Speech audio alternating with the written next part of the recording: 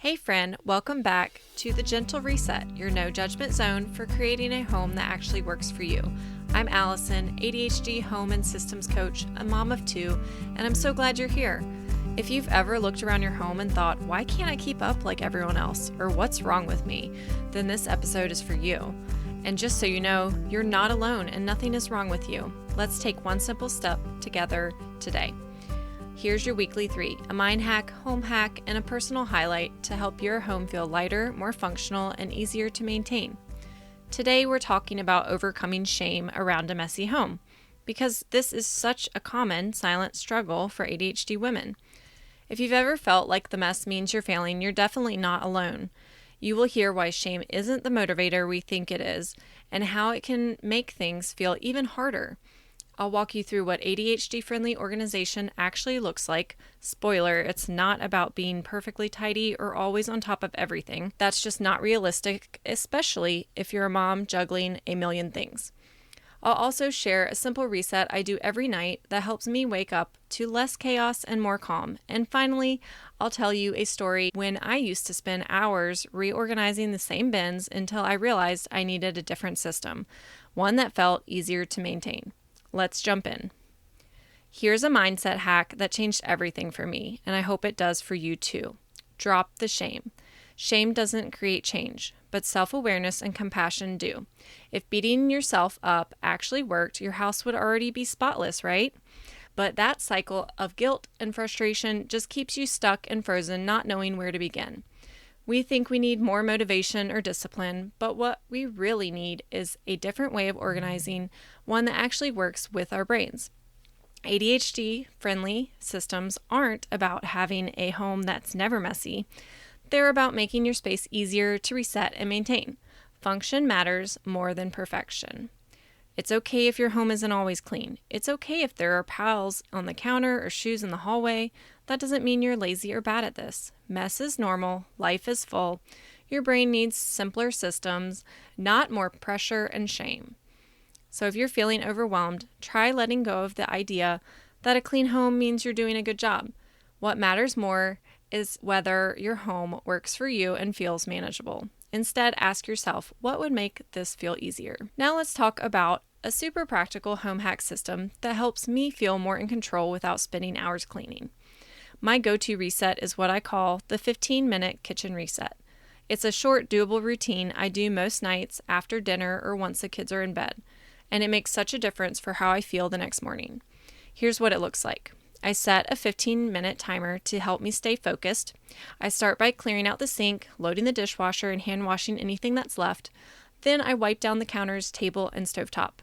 Last, I take out the trash. Sometimes I'll do a quick vacuum or turn on my diffuser to wrap it up. If I'm short on time or energy, I'll break it into smaller chunks or ask my kids or husband to help. That's it. I don't deep clean. I just reset the space, and the next morning, I'm not immediately hit with the visual to-do list the second I walk in.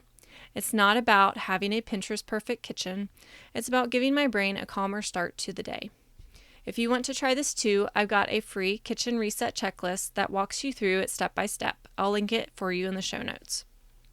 Let me tell you a little story that might sound familiar.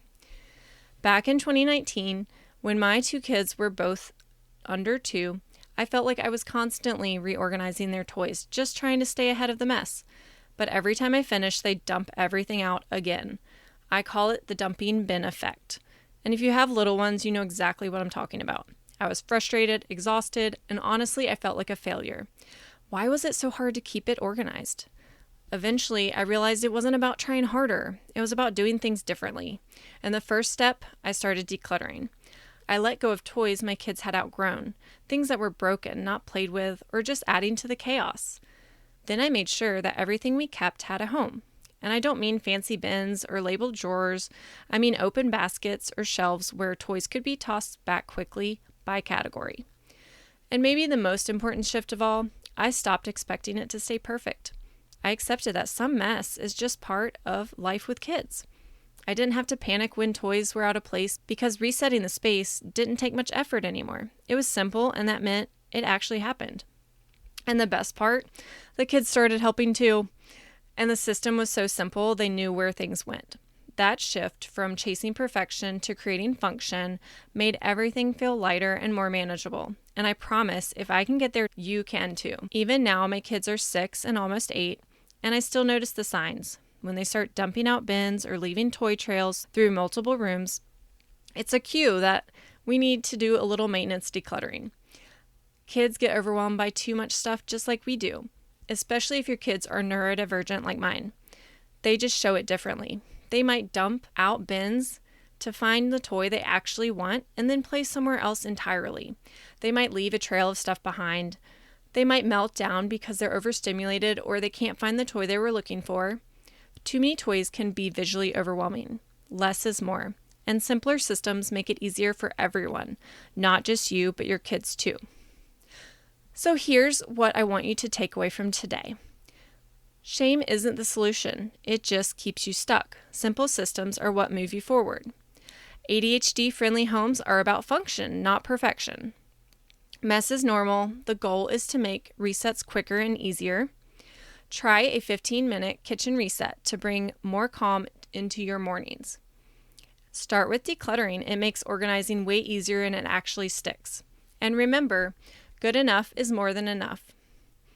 So if you want to try the nightly kitchen reset I mentioned, grab the free checklist. It walks you through simple, doable action steps that you can break into 5-minute chunks if needed. Print it out and post it inside a cabinet or on the fridge. The link is in the show notes.